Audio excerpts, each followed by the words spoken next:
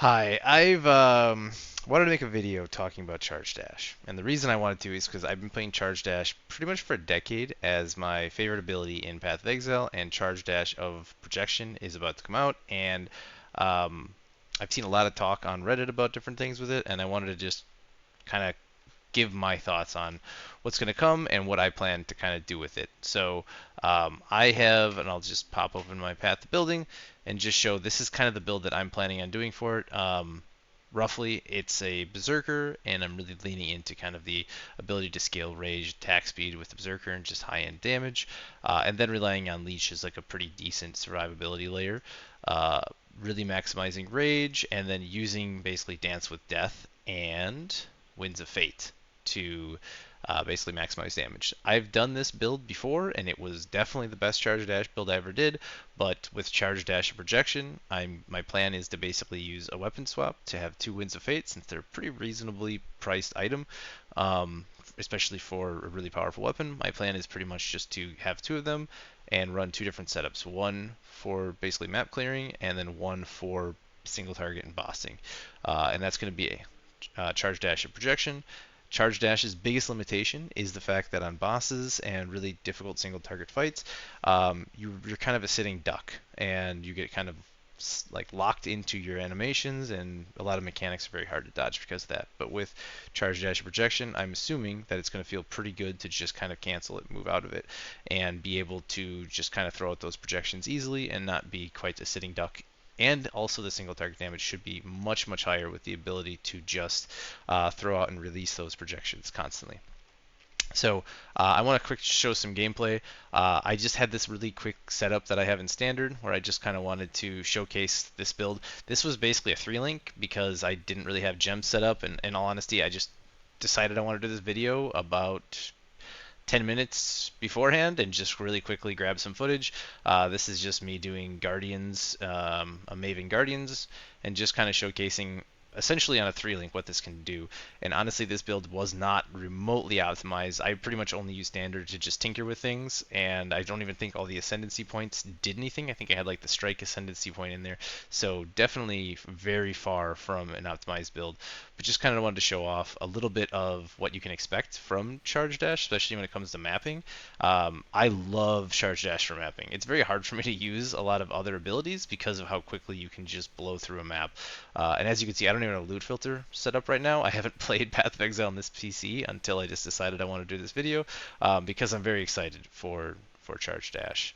And not even going to edit this video. I'm literally just recording it on display capture and just going to post it because I'm feeling lazy and just actually want to put something out there. So apologies for the really low production value, but I wasn't going to do the video if I didn't just throw it together in a half hour or something.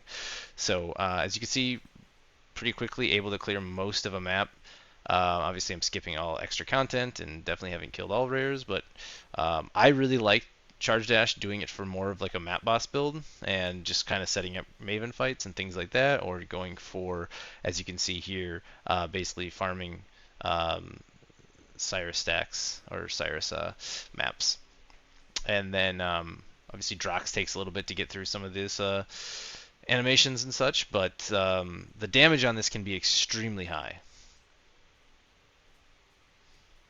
And I'm going to kind of break down some of this in just a little bit, but just kind of wanted to show off a couple, and I'll kind of skip through this, but wanted to also show, I actually love Orchard for Charge Dash because you can just really quickly zip through, get to the boss very quickly. There's a lot of maps that feel really, really good in Charge Dash, especially like linear maps that you can just kind of get through quickly, especially if you know roughly where the exit is. I'm a bit rusty because I haven't played in months, but as you can see, you get to the exit, and then get through the boss really quickly, and then just jump in and take care of the Crusader here.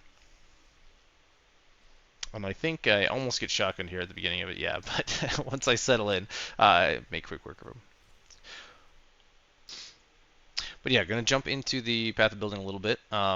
with the Brutal Restraint gem getting Dance with Death, I really like this number here, 70/70. It's really nice in this area because you can basically get a lot of good things. Everything is pretty much useful that I picked up. Increased effective non-damaging ailments is great. We get that in 2 different places. This Endurance also gives us extra physical as cold, which is really nice at Winds of Fate. We actually have 2 of those, so basically 10% added. Here we have increased critical strike. And then we also have increased movement speed, and over here we get critical strike chance as well. Obviously, critical strike we need to get to 50% for Winds of Fate, so just getting those means that we don't have to prioritize it elsewhere. You don't need to use a cluster jewel by any means. You can basically end up going for leech down here, but I basically use cluster jewels to not need to go into this part of the tree. Even though a lot of this is really good, I just really wanted to be able to pick up as many nodes with this Brutal Restraint as possible and getting as much rage as you can. Now, for charge, dash, and projection, you're going to need to prioritize things a little bit differently. Attack speed is going to be definitely a bigger deal because you're going to want to get your stages up. I wasn't as concerned about it with this build, but attack speed is going to be a really big thing. So trying to really prioritize attack speed, I think, is going to be really important. I would love to go over here and pick up this Berserking node, but I don't think that's really an area I wanted to go with that. But looking at the skilled gems, I plan on using Inspiration just to keep mana cost as low as possible. It's also just a good amount of damage, and a little bit of extra crit really helps. Elemental damage with attacks, obviously the Awakened version would be nice, but I think that's actually gone. So Infused Channeling is a super good defensive layer on top of just good damage. Trinity is the best support gem by far for this. With Winds of Fate, we can keep Trinity up, which gives us a ton of penetration as well as just a lot of damage. And then Concentrated Effect is probably what we're looking at. Now, in my math, basically, Charge Dash Projection is looking at about a 50% more damage on a release as a standard Charge Dash. And this build wasn't, I mean, I didn't spend a ton of time optimizing this build. I think I could push this number a lot higher, especially with attack speed, which we don't have a ton of. 6 stages is definitely a very reasonable number to hit. I think reasonably I could push this up to like 8 stages if I really wanted to, which would be a lot more damage on release. And so if you take this number and basically increase it by 50%, you know, we're looking at 50 million damage releases is being, I would say, very realistic. Every release being able to do that, and so attack or movement speed means that you can get off more releases. So I think, yeah, I have a feeling Charge Dash Projection is actually going to be really, really strong for people who are able to kind of make it work.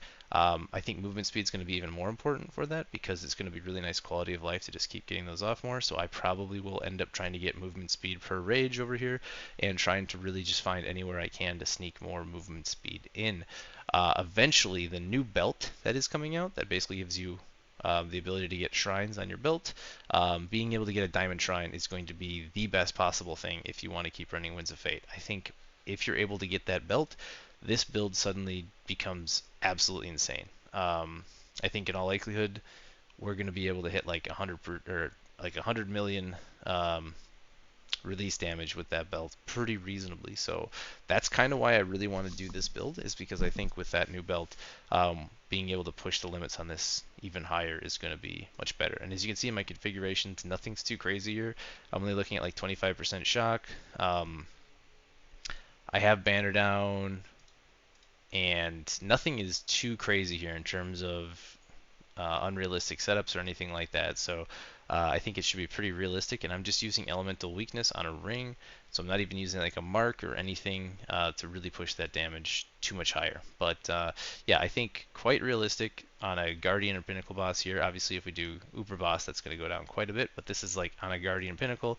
If we were not even talking about a boss, it'd be significantly higher. So the other build that I was thinking about for this and is going the Saboteur, and I think the updates to the Saboteur are going to be, and sorry I did not convert this one, I think that's going to be extremely strong as well. That's another way to go about this build, is that you can basically get critical strike is lucky through this, so you can actually use the helm. You don't need to worry about Dance with Death, which is a nice little extra thing. But a big thing is the cooldown recovery rate. So using Winds of Fate but using it for essentially shockwave. So getting, now that it's 50%, being able to run shockwave and Frozen Legion together could be incredibly powerful. I think that's going to be a very, very nice combination. And I don't know if this is going to be as useful for Charge Dash or Projection, but I do think that the buffs to Saboteur could be really, really strong for this, running like Ghost Dance and um, Blind, kind of leaning into that for the defensive layers.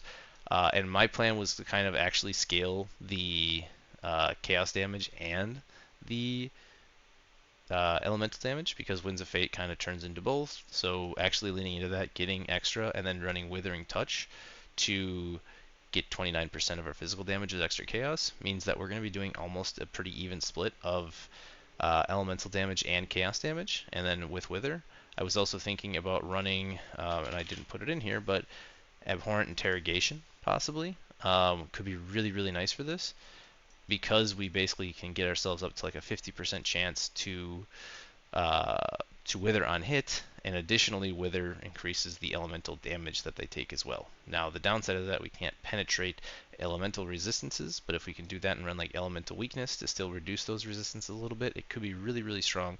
Obviously we would get away from that down there, because the penetration is not going to do anything for us, and also would get away from that if we end up doing that. But I think it could be extremely strong. I didn't really build out this character yet, I was just playing with the concepts, but I think that's another really fun way of doing Charge Dash. And you could still run, I would probably do a gem swap for that one, and I would probably only run Charge Dash of Projection when I was doing like a pinnacle boss or something like that. I think all the other times I would just want to use standard Charge Dash to get in range to drop that Frozen Legion.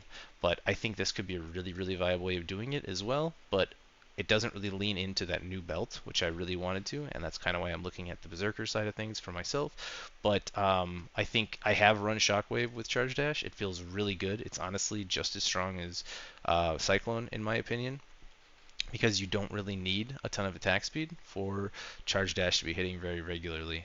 So I think it's a quite strong way of doing it, and I would be very interested in trying this build out myself.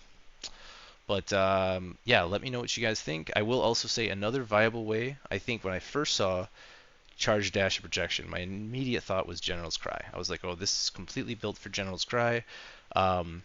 And that was what I was going to do. That was my original plan. But there's one big limitation for Charge Dash with General's Cry, and that's that the stages for your release are based on your personal stages. So it's not your mirages or your illusions.